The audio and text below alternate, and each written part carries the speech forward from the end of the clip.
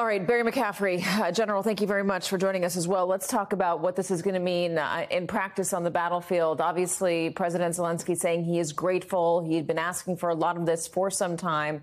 President Biden even saying that he stands by the decision that the U.S. made to allow Ukraine to use their weapons to shoot into Russia.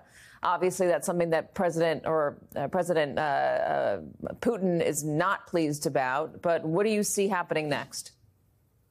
Well, look, this war has been an utter catastrophe, not just for the Ukrainians, but also the Russians. The Russians have taken now some 450,000 killed and wounded. They've gone to an all wartime economy. But at the end of the day, if Ukraine, with its population of 38 million, doesn't receive support from the West, primarily NATO, but also a broader coalition, they would go under. Half the population of Ukraine would end up in Western Europe. It would be an utter disaster.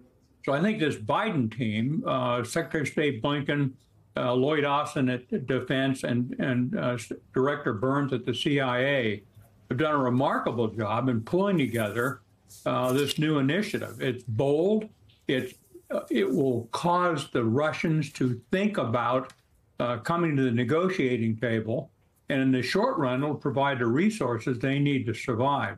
A lot is at stake for U.S. national security in the outcome of this war. But in the background, as Richard Engel said, essentially the November election may decide the fate of NATO, Ukraine, and Western Europe. If Trump's reelected, personally, I foresee a disaster in the deterrent value of NATO almost immediately after the election. It's not just Trump, Richard. We spoke about this a little while ago, but I think it's worth repeating. Trump is running for re-election here. There's a November election in the United States. There's an upcoming election in the UK, probably going to be a change of leadership there.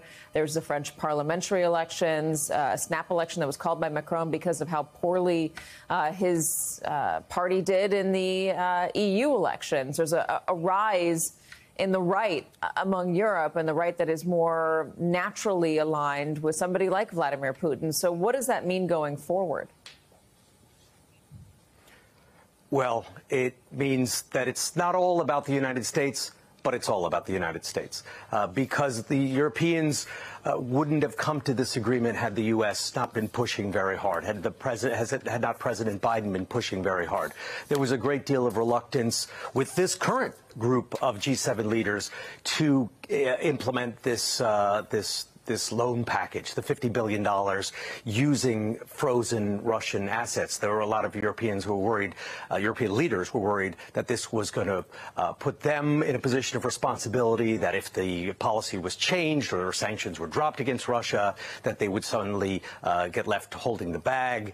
There was a lot of sort of wrangling back and forth about what they would do and how much support. So Europe has been divided on this. Europe was slow to commit to arming Ukraine. It's stepping up now.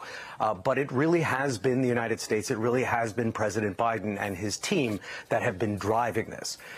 If that changed come November, I don't think you would see even the current leaders stepping in to fill in the gap, let alone a group that is mostly more closely aligned with the right wing in Europe, and those parties are on the rise in Europe. So it really is about the United States and U.S. leadership, and will continue to be so after the U.S. election, because I think we're going to see European support potentially start to diminish. At least that's what the latest European elections seem to indicate. So it is such a big moment, an inflection point, if you will, across Europe and on the U.S. or the Western order, the current order of the world, who the powers are and how things currently operate. How much of what we saw today, this G7 meeting, this agreement with President Zelenskyy, this 10-year plan with the United States, all the money that the West is going to be pouring into the Ukraine, Claire, how much does that matter politically here in the United States ahead of November? Well, for anybody who's paying attention, Joe Biden is showing tremendous leadership on the world stage. He did a masterful job of boxing Netanyahu in on the Israeli proposal for peace in Gaza.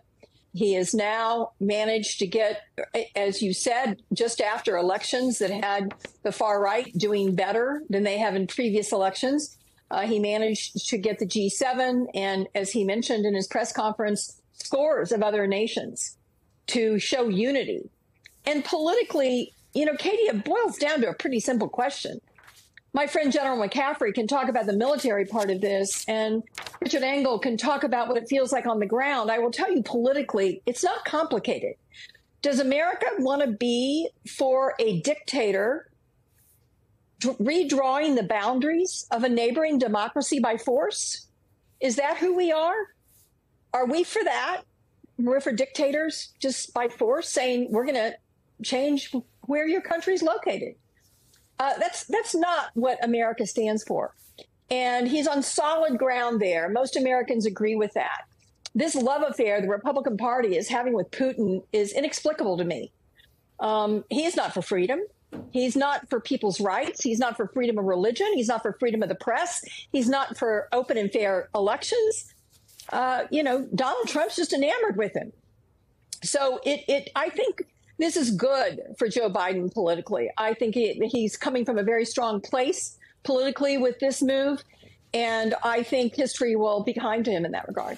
There is a rise in isolationist sentiment here in the United States, which was fostered by Donald Trump in 2015. He was riding the coattails of the disaster of what happened in the Middle East, the George Bush effort and the wars waged in Afghanistan and Iraq, on the back of, weapons of mass destruction that didn't exist. And it angered a lot of people in this country. It's part of the reason why Donald Trump won in 2016. Claire, what do you make of the isolationist sentiment among the American public who is saying, hey, listen, we have a lot of problems here at home, and we think we should no longer be the world's policemen, that we only cause more problems? Well, I don't think we are the world's policemen. We don't have boots on the ground in Ukraine. We are unifying democracies against despots, dictators, people who don't hold our values. Unifying the world against a bad guy is who America always should be. And I think most Americans agree with that. And I will tell you, yes, the right did better in the elections, but I could make the case politically. This is really more about being against the status quo, because look what's going on in the UK right now. You have the Conservative Party on the ropes with the Labour Party poised to take over that government for the first time in a very long time.